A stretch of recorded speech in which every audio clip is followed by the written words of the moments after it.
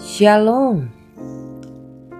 Kami dari Departemen Pelayanan Anak-anak Konferensi Jawa Kawasan Timur membagikan renungan 100 hari berdoa yang dibawakan oleh anak-anak sekonferensi Jawa Kawasan Timur.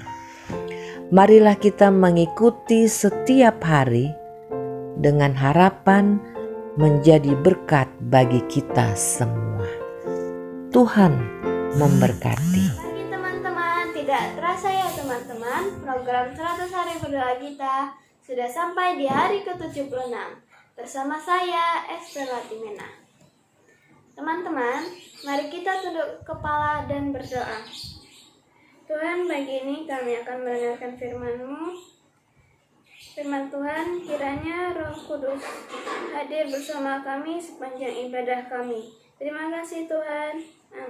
Tuhan Yesus, amin. Judul renungan hari ke-76 adalah hadiah yang terbaik. Teman-teman, ayat renungan pagi ini terdapat di dalam Lukas 11 ayat 13. Kita baca sama-sama ya.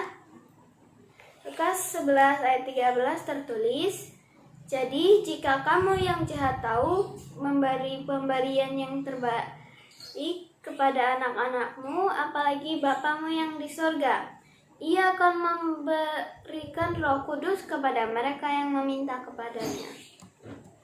Tuhan lebih dari bersedia untuk memberikan Roh Kudus kepada orang yang melayaninya. Tuhan lebih daripada orang tua yang memberikan pemberian yang baik pada anak-anaknya.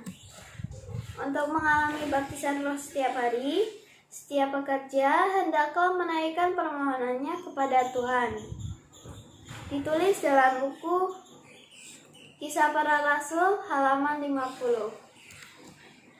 Ada pemberian yang dianggap berharga karena itu sangat dibutuhkan. Katakanlah teman-teman sedang sakit parah, tapi teman-teman tidak mampu membayar biaya pengobatannya. Lalu ada orang yang rela membayarnya untuk teman-teman, sehingga nyawa teman-teman tertolong. Pemberian itu pasti sangat berharga bagi teman-teman. Di dalam Matius 7 ayat 7 tertulis,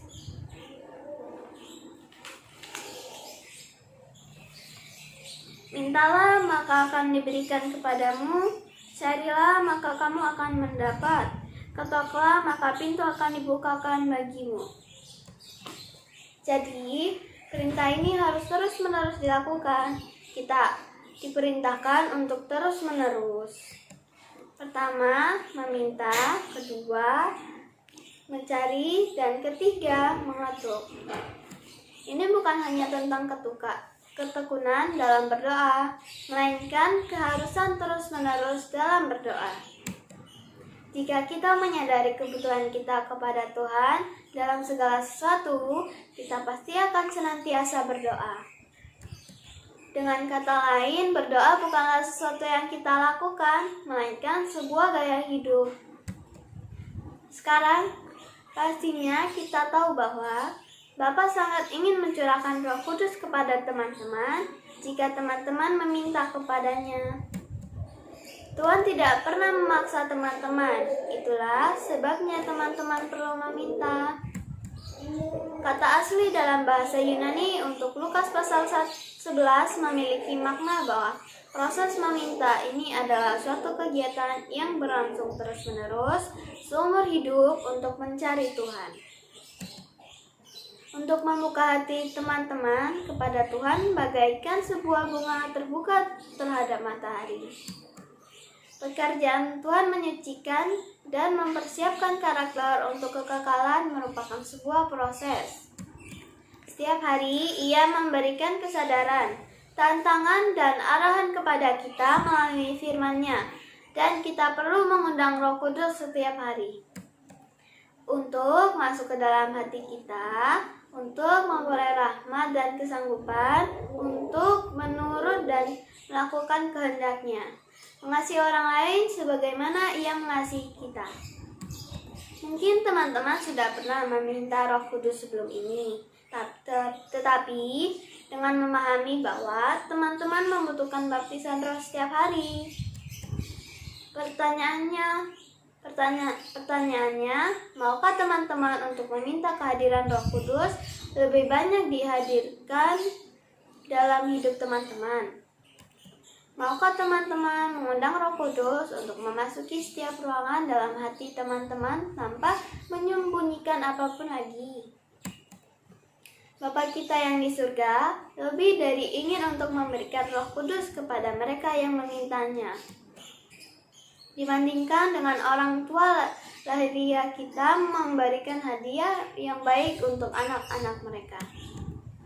Tapi tugas kita lah dengan pengakuan dosa, rendah hati, pertobatan, dan doa yang sungguh-sungguh untuk memenuhi syarat yang mana Tuhan telah janjikan untuk mengaruniakan berkat-Nya. Kebutuhan kebangunan rohani hanya diharapkan sebagai jawaban atas doa. Jika teman-teman benar-benar menginginkan baptisan Roh Kudus dalam kehidupan teman-teman, teman-teman dapat mengharapkannya, karena Tuhan mau memberikannya kepada teman-teman. Tuhan akan memenuhi teman-teman dengan kehadirannya dan akan melakukan perkara yang luar biasa melalui teman-teman. Oleh karena itu, marilah kita menghargai dan menghormati pemberian Allah yang terbaik, yaitu Roh Kudus, dengan cara banyak mengucapkan syukur atas kebaikannya, memperhatikan perintah-perintahnya, serta melakukan dengan taat dan setia. Amin. Mari kita berdoa. Terpujilah Tuhan, kekal sampai selama-lamanya. Tuhan, terima kasih firman-Mu pagi ini. Tuhan, kami berdoa buat anggota jemaat di Conference Zimbabwe Barat yang sedang berjuang untuk menolong orang-orang yang membutuhkan, yang rapuh, para manula, dan orang-orang cacat yang ada di komunitas mereka. Berkatilah mereka hingga terpenuhi kebutuhan mereka. Tuhan, berkati dokter, perawat, tugas medis yang bekerja, berikan perlindungan dan kesehatan selalu. Terima kasih Tuhan, amin. Terima kasih semuanya, Tuhan memberkati kita semua.